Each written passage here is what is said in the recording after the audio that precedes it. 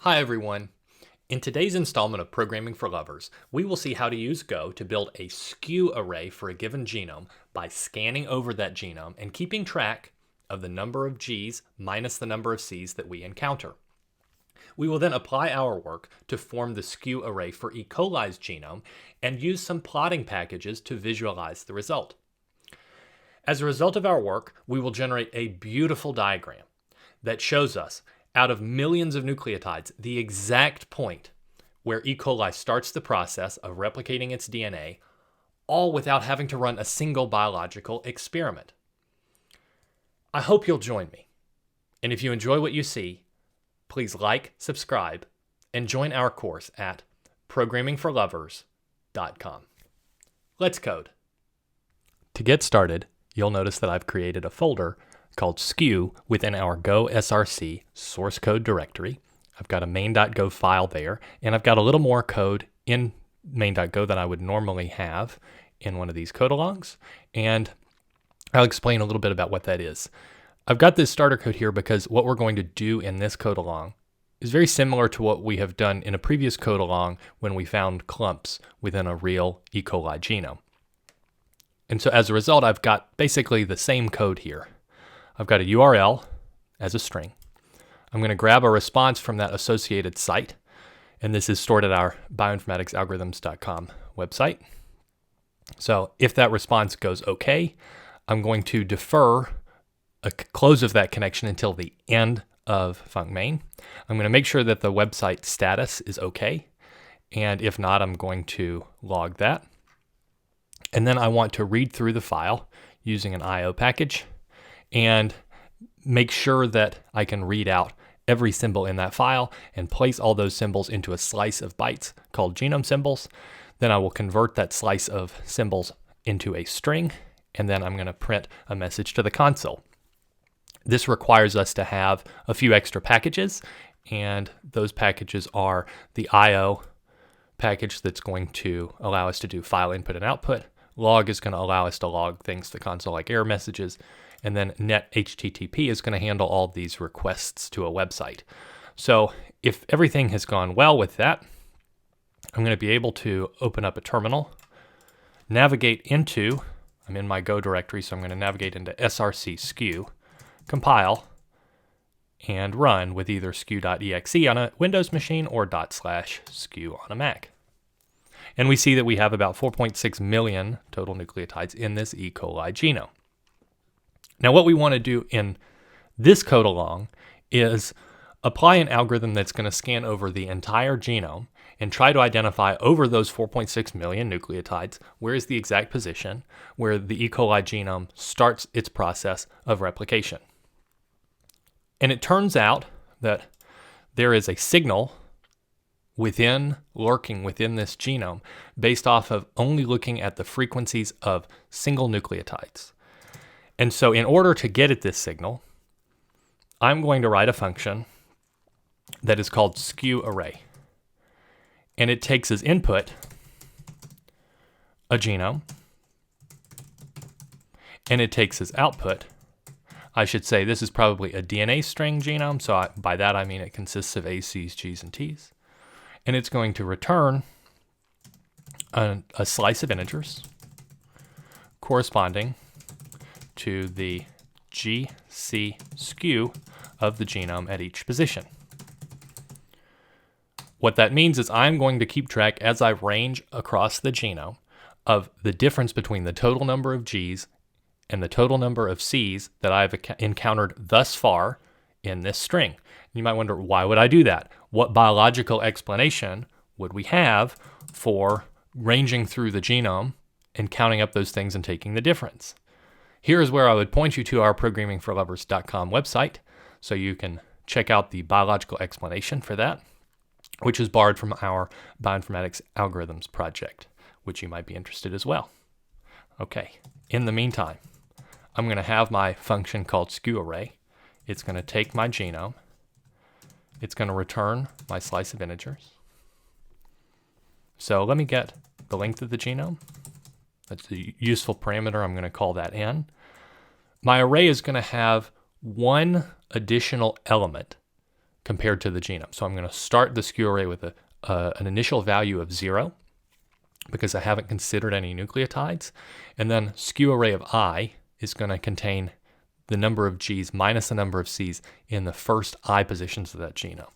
So I will create my slice that I want to have one extra element than the length of the genome. Later on, that's what I'm going to return. I could set array of 0 equal to 0. That's what I said. In practice, we know that's redundant since the default values are all going to be zeros here.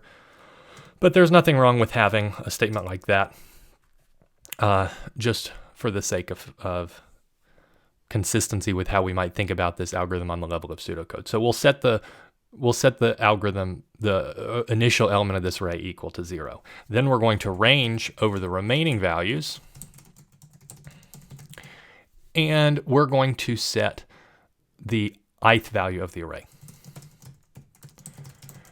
Now, the critical thing here is if I know the previous value at I minus 1, I'm going to be able to easily determine the ith value because the number of Gs minus the number of Cs in the first I minus 1 positions is very similar to the number of Gs minus the number of Cs in the first I positions.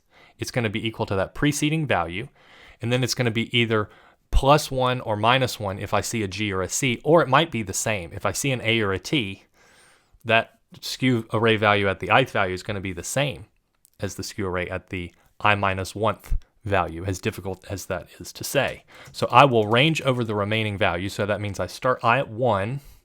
I'm going to go I up to n plus 1. Okay. Or I could go up to the length of the array. But I like thinking of this as I less than n plus 1. And I plus plus. And as I go through, I'm going to set array of I equal to array of I minus 1 plus whatever that skew value is going to be. You might say, well, it's going to differ based off of whether I see an A, a C, a G, or a T. And that is correct. So the natural thing to do would be to say, oh, in this for loop, I need to have a big if statement or a switch statement and compare all these different possibilities. That's fine. I'm not a huge fan personally of starting to have a bunch of nested statements and trying to do everything with one single function.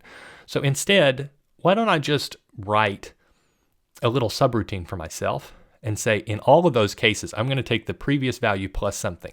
It might be a 1 if it's a G, it might be a -1 if it's a C, or it might just be 0 if it's an A or a T. But in all of those cases, I'm just going to be accessing whatever the symbol is of the genome at position I minus 1, and then I'm going to be taking some skew value there, which is going to be 1, 0, or -1, depending on whatever that symbol is.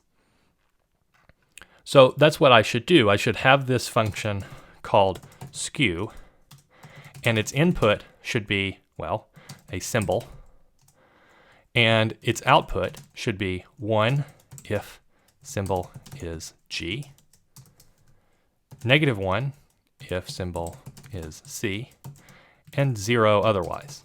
And I might want to check that there's not any other symbols in this string. I'm not trying to plug hello into this function.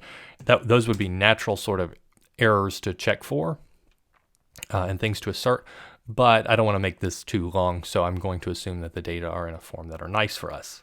So I'm going to have my function skew. It's going to take a symbol, and its type is a byte, and then it's going to return an integer, and I'll just have an if statement. I could have a switch here too.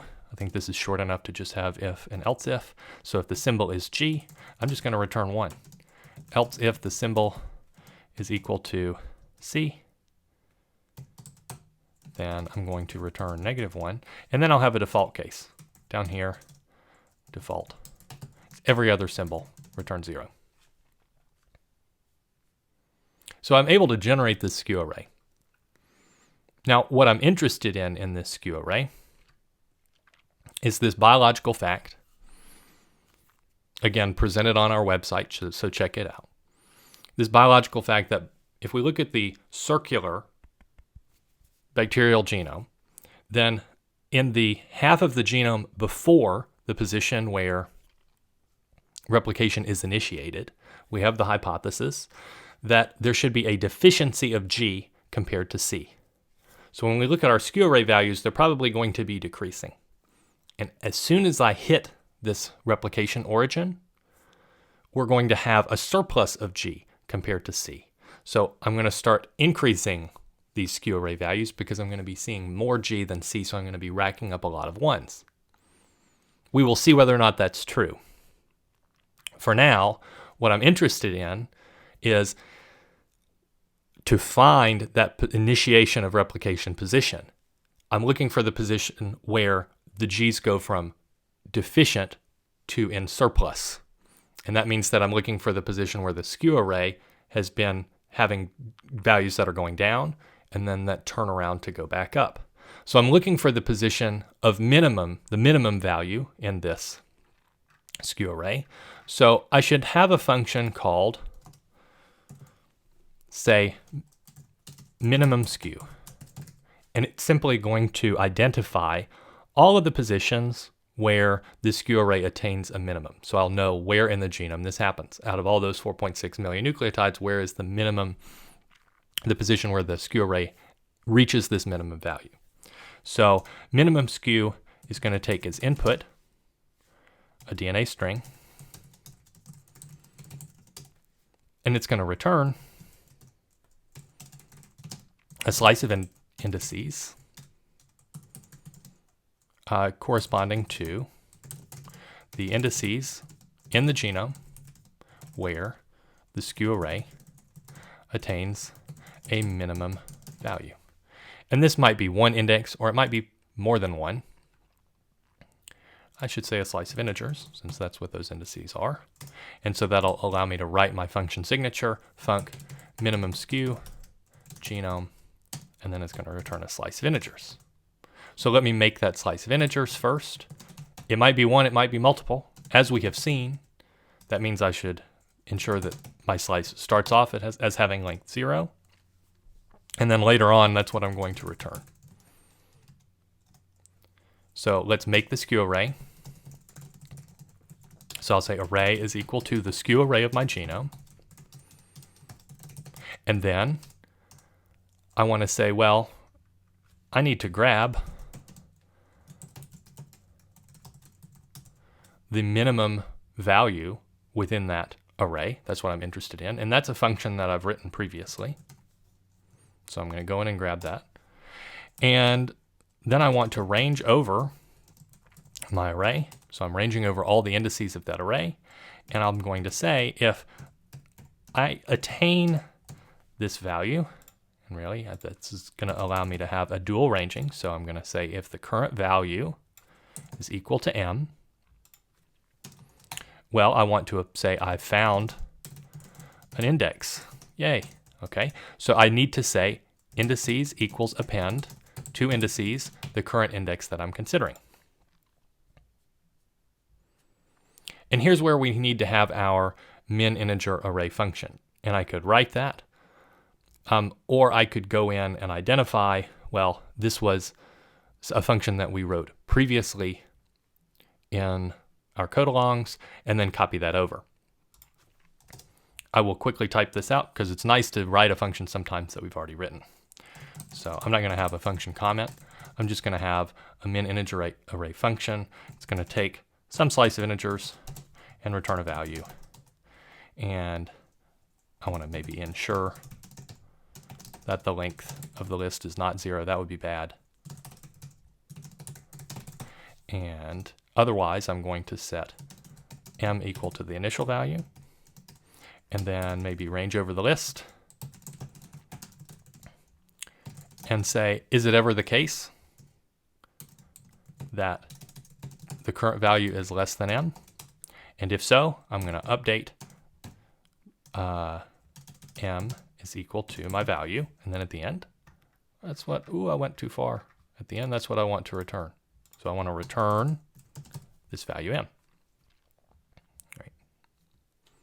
In practice, just copy that over. I just thought I could write that quickly. Now, we're ready to apply this to our genome because we've got the starter code in func main that I showed you previously that's going to allow us to read in the genome and convert it to a string. So as a result, once I've got that starter code, it is just a matter of saying, well, what are the positions that I see where the skew is minimized? So let me first say E. coli skew array is equal to the skew array of genome. I want to generate that skew array too. And I'm going to say min skew positions is equal to the indices that I get when I call minimum skew of genome. And that technically is going to call skew array as a subroutine. So maybe this isn't the most optimized code in the world, but that's okay. And then I'm going to print out that the minimum skew value of, and here is where I need to say, okay, I'm not sure what that skew value is, so I'm going to save that print statement here just very briefly. It's going to occur at what positions? Well, here is where I'm going to print out the min skew positions. And the question is, how would I be able to quickly ascertain what this min skew value is? Keep in mind that these positions of the genome, and there might be 1 or there might be 100, each all achieving a tie of the min value. I know that there is at least one, and they all have the same skew array value. So what I will do then is I will access min skew positions of 0. That's the one value that I know exists since there's at least one element in the slice. And then I'm going to take E. coli skew array of that position. Okay. If you wanted to, you could always, if you don't like this sort of nested stuff, I could say first position, where I see the minimum, is min skew positions of 0, and then plug that first position in. Just a matter of personal preference, whichever you feel more comfortable with. And now once I've saved that, I can run this code. So I'm going to go back into my terminal. I'm going to hit up twice to get to compile. Genome is undefined. That's not good. Oh, well. Line 13. Line 13. Oh, it should be a string. Oh, that was pretty easy. Okay. Let's see if it compiles this time. All right, it does. So I'm going to keep hitting up till I get to my run command. And now I'm going to have, okay, the genome has 4.6 million nucleotides. And this minimum value of negative 13,919, which doesn't have a great deal of meaning currently, occurs at positions here. And notice that they're consecutive. So they're around 3.9 million nucleotides into this genome. That's where I obtained a minimum value. And I got it at 4 positions, but they're back to back. So these are 4 consecutive positions of the genome. That's somewhat disappointing because humans are very visual creatures often. And so I would like something that really drives home this point, that there's some signal here. Because any string is going to have some minimum skew value. Nothing about this has indicated to me that there is something meaningful going on.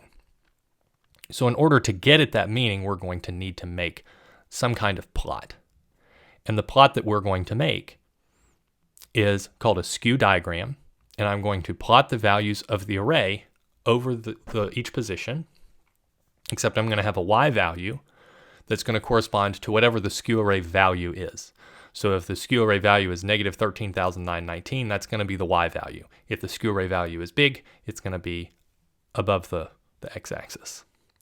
So we're going to need some code to do this. And in order to plot some things, you'll notice we have only kind of the source code that we have written thus far in our Go SRC directory. So why don't we grab some plotting code? And I'm going to grab some pre-written plotting code. Pre-written plotting code. It's a very difficult phrase to say.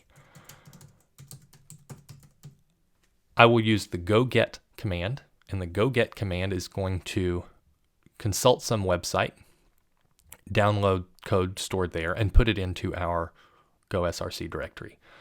So go get is going to then access gonum.org/ v1/plot.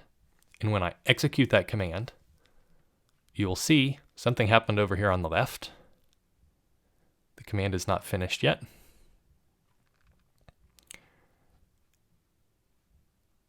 And a couple things have been installed over here. So this is installing some package dependencies for me as well.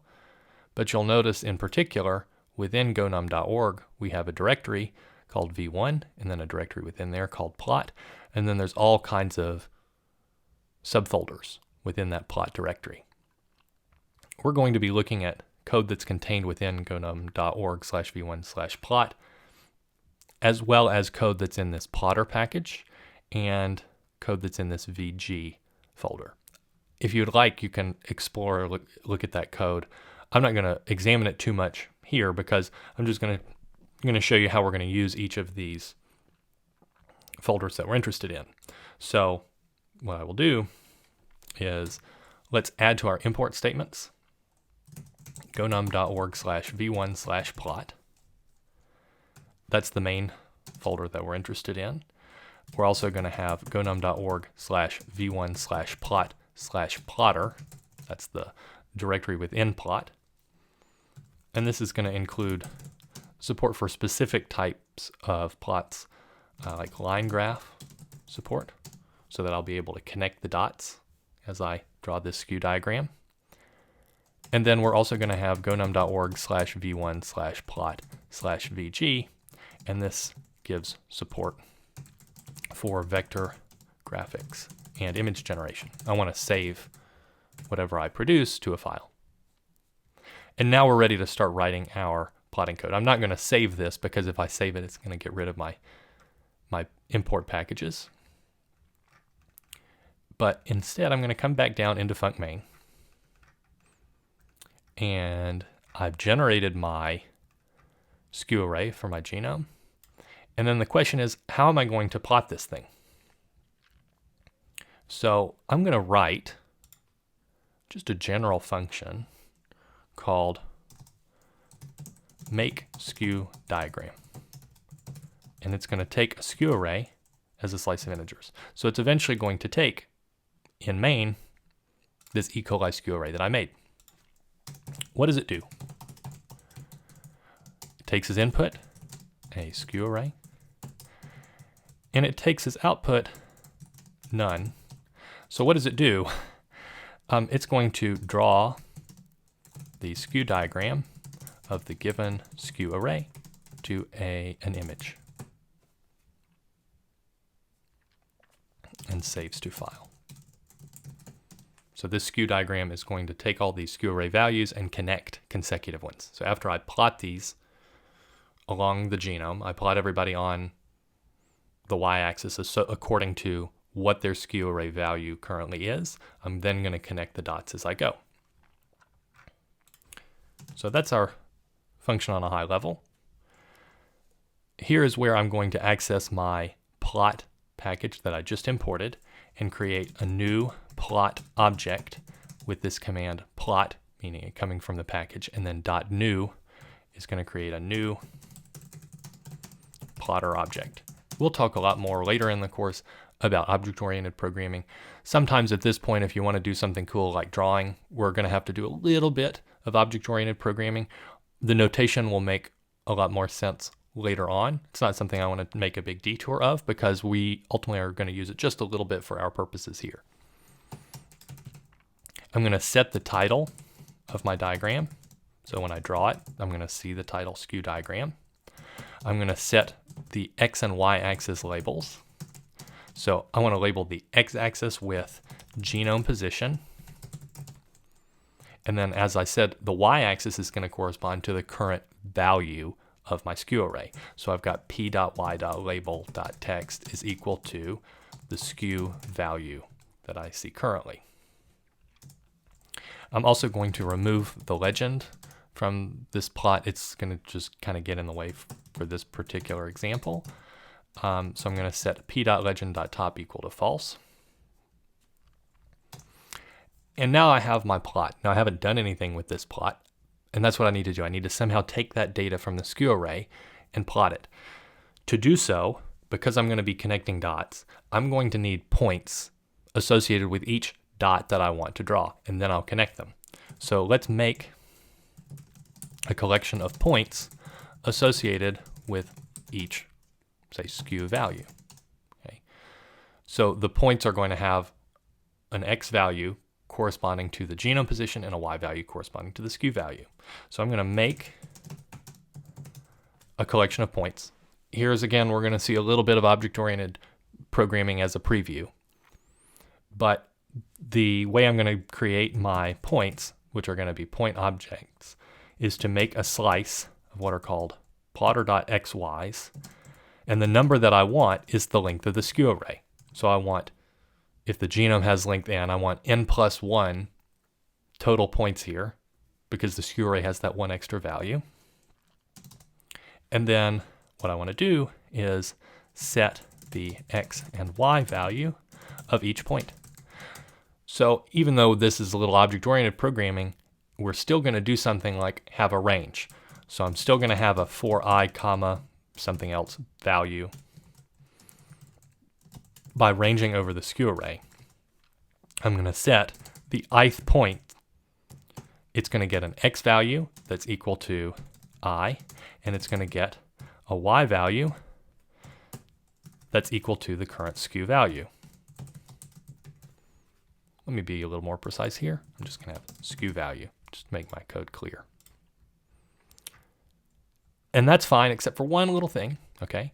This X and Y, what are called fields of the current point, Go demands that they both be float 64s. So I and the skew value are both integers, and this is the type of thing that we've seen before to avoid a compiler error. I just need to typecast that I and that skew value to decimals. So now we've created our points. We've got a plot, we've got points, we need to connect the dots. And to connect the dots, I'm going to have a line object. So I'm going to have a function called plotter.newLine. Here I'm using the other package that I imported at the top of the code. Plotter is going to have a function called newLine that's going to take a collection of points as input, and that's going to connect the dots between adjacent points. So it'll go ahead and do that for us automatically, which is great. And the resulting line graph that we get is going to be called line. This function returns two things because it's going to return an error message too. I don't know what I'm doing here. I got a little ahead of myself with the bracketing, but we're going to now check, was there any issue here? So if error is not equal to nil, I'll panic based off of that error. Everything should be fine. And now I've got a plot. I've got a collection of points. I've got a line connecting the dots. The only thing to do now is to add our line to the plot. And I can do that with this function called p.add line. Finally, we've got a plot that has a line in it. That's great. But I need to draw this to an image. Okay. So the way that I'm going to do this is to say, first, we're going to set a unit of length. The unit of length that I'm going to grab is from that third package that I indicated in my package imports, VG, and I'm going to go in there and grab the measurement centimeter. Okay, there are different measurements that are contained within there. Just for the purposes of this, centimeter works out pretty well. And then I'm going to save my plot to a PNG. So I'm going to have p.save 100 times unit of length. That's going to be how wide this thing is. How tall it is going to be 60. And I've got these multiplication values based off of just trying this a little bit. So I'm just giving you 100 by 60 here. And I'm going to call, the third parameter is what I want to call my file that I'm going to create as a result. So I'm going to call it skewdiagram.png. One more thing is that an error might have been produced in this process. So I could use my error variable again and set that equal to the output, and then have my standard code that if there were any problem there, I'm going to panic based off of the error that I get. And that's a lengthy function for all this drawing, but it's now complete, and we're ready to call make-skew diagram from within func main and take a look at our resulting skew diagram for E. coli. I promise you it's going to be worth it. So let's do that. After we've got our minimum skew value occurring at positions and printing that as output to the console, let's call make skew diagram.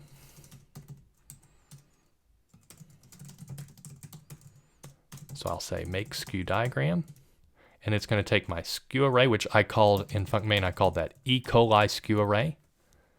And that's the only input that it takes, and it's going to draw this to a PNG. Let's see what happens when I compile. Probably there's an error. Of course there's an error. I cannot range over skew array. Okay, line 137. Well, I called this thing skew array, and then I had this uppercase S there. Let's try it again. Compile. And now I'm going to run. The min skew value occurs at those positions. That's the same output that we had before. And you see that this function, func main, is now finished because we go back to the terminal. Just as good practice, one of the things that we might add is a print statement that says skew diagram drawn, exiting normally, just as friendly output. So let's compile one more time, run again. And you'll notice that what happened over here is we have a skew diagram that got produced. So in VS Code, we can just click on this image and take a look at it and see what it looks like. So that's what I'm going to do. I mean, you could open it with a separate program. And there's our skew diagram. The X and Y axes labels leave a little bit to be desired here. But let me close that. I started zooming in. But otherwise, you're able to see the shape of this thing. And it is very rare in the world of biology to see a picture that's that beautiful and simple. A lot of times when we produce any sort of biological analysis, everything is messy and very difficult to draw clear-cut conclusions from. But remember, we said that the minimum skew array value is hopefully going to correspond to the position where this bacterium initiates its process of DNA replication. So as you start walking along the genome, you can see the number of G's minus the number of C's is steadily increasing in terms of the count that we've seen thus far. Then it hits this position where it starts reversing and the number of G's becomes deficient. And what we had said is if we find a position where it's clear that the number of G's compared to C's was deficient, and then all of a sudden it turned around and started to be in surplus compared to the number of C's, then we would have good evidence that that position right here is where the origin of replication is. What's amazing about this is that that is correct. This is a verifiable hypothesis. And we can generate skew diagrams of other bacteria, and for most bacteria, get this nice, beautiful picture where we get a clear V shape. And at the end of the day, are able to conclude, without doing a single biological experiment, mind you, that we found something interesting about that genome, which is, in this case, where it initiates replication. Doing these types of analyses for other biological questions, that can get harder. Sometimes we still need experiments. But this in one picture is an encapsulation of the promise of computational data analysis in a messy field like biology to answer our questions for us without having to actually go into the lab and do a bunch of lengthy, potentially costly biological experiments. Pretty cool. One more thing that I want to do is just, let's make this plot a little nicer in terms of the X and Y axes, just to be OCD about this. And so I can't help myself there. Let me go into make skew diagram and just make the plot a little bit nicer. So after I set my unit of length, what I would like to do is make the label fonts bigger. And I'm going to do that by accessing the x-axis label and go into its text style .font .size. I'm going to set this to 3 times my unit of length. I'm going to do the same thing for the y-axis, so the only thing that's going to change about that line is I'm going to set p.y's label. I'm going to set the title, and it's going to have textstyle.font.size equals 4 times the unit of length. And this was just me playing around with values and saving them and just showing them to you quickly. And then I'm going to set the tick mark size so that it's a little bit bigger so you can see that on the labels too. And that's equal to 2 times the unit of length. And I'm going to do the same thing for the y-axis tick marks. And so I'm going to copy that down and change that to a y. Everything else about my make skew diagram function is going to remain the same. So I'm going to save that. And then I'm going to compile. And I made a mistake because that was a case-sensitive issue. Okay, I'm going to compile. I'm going to run. And it takes it a second to redraw the skew diagram. But then we can look at it and we can actually see, for old eyes like mine, the title of this is skew diagram. And we can see the skew values ranging from what we saw before, negative 13,919 to a little bit over 20,000. And there's our beautiful skew diagram once again. That wraps up this chapter. You're now ready to go. Check your work on what we've done. We've got exercises for you to do too. But that's it for me for today. You're going to have to join me for our next chapter where we're going to do even more fun stuff. And we're getting stronger and stronger at programming. So I'll leave you to it for now. Until I see you next time, happy coding.